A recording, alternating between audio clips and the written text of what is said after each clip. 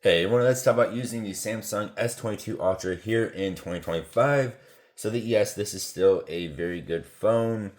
You can get these off of Amazon, at least here in the US, at the time of making this video for less than 400 bucks, which isn't bad. That of course is going to be refurbished, renewed, whatever you want to call it.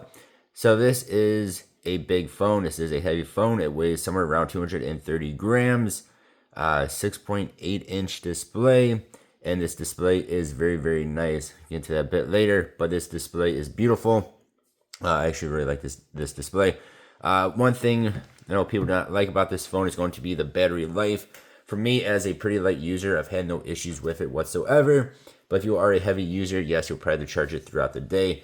It does not have the best battery life, especially when compared to something like the S24 Ultra or S25 Ultra.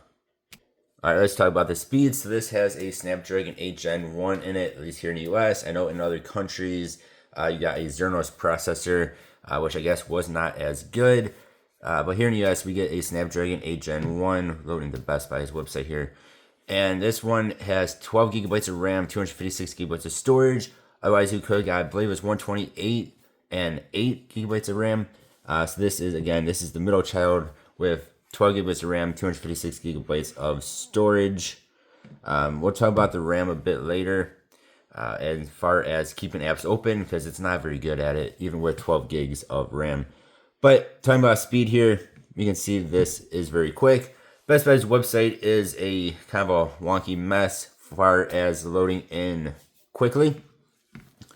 It's not the most optimized of websites, but of course on only a few-year-old flagship phone from Samsung, it's not loading just fine. Some cheaper devices will have harder time loading in websites like that. Same thing with their app. Again, it's a little bit of a heavier app. A little bit of, it's not the most optimized, I guess. Best way of saying it. But again, on the S22 Ultra, just like the newer flagships, you really have no issues with anything like this. Again, I'm not saying it's the heaviest of apps, but it's a heavier app. I'll go into a game here. This is going to be Monster Hunter Now. Again, of course, games are heavier apps. They do take a bit longer to load in. The Snapdragon 8 Gen 1 is still a good processor, in my opinion. Yes, I know people do not like it, but I really have had no issues with it. See, there it loads in the game pretty quick, and we don't get any lag or glitches or anything like that. Then we'll go into, a lot of people use phones, tablets for Roblox here. Going to Arsenal. I'll show you guys this. So this is with max graphics, as you can see there. And you can see the frame rate is 60 frames per second. Go on to pretty much any of the Google phones, as I get myself stuck. Going to any of the Google phones, like I have like the 8 Pro. This thing runs and at about like 20 to 30 frames per second, sometimes even worse than that. You can see we're hovering around 60 and in the 50s. So pretty good for Roblox on Android, which is not the most optimized, unlike for iOS. Next, let's briefly talk about the camera here. So you have 0.6 all the way through 100 times zoom. Of course, once you get to anywhere near 100 times zoom, the picture does not really look too good. But it's still very cool, as you can zoom in at something crazy far away and still take a picture of it. Again, it'll be a little bit of a blurry mess, but depending on what it is, you can probably still tell what the actual item is, the object is.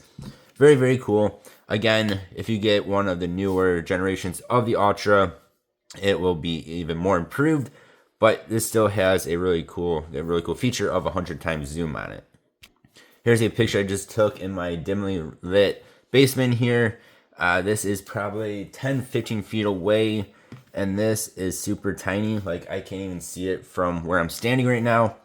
And you can make out what it says, 348, 5303.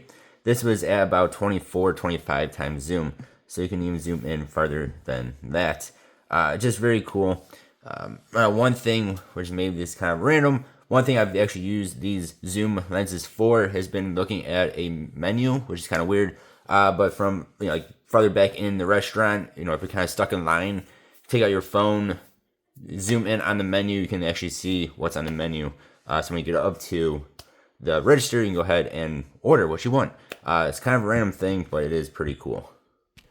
Alright, so one thing I mentioned earlier is it's not the greatest at keeping multiple apps open. I have 6 apps open right now. We'll go back into them all. So yeah, so keep lighter apps open.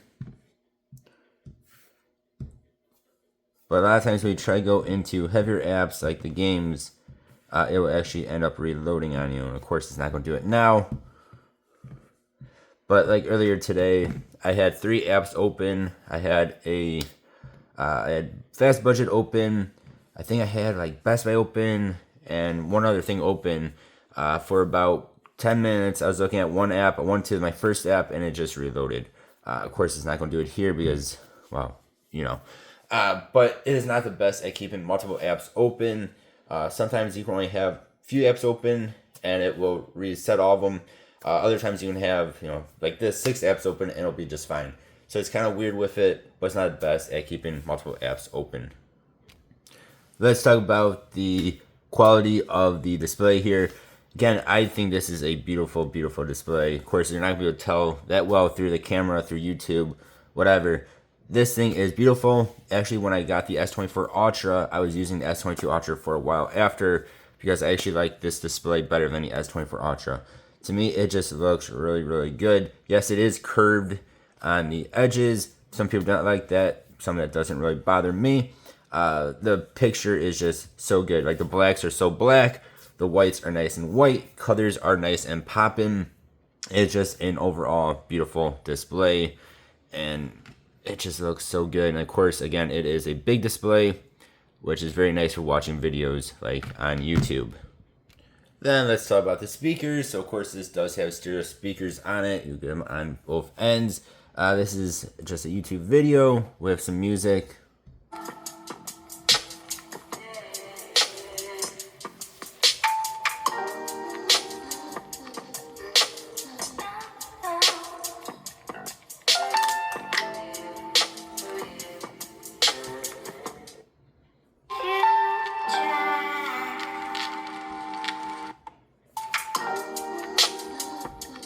So they are pretty loud and then they do sound good.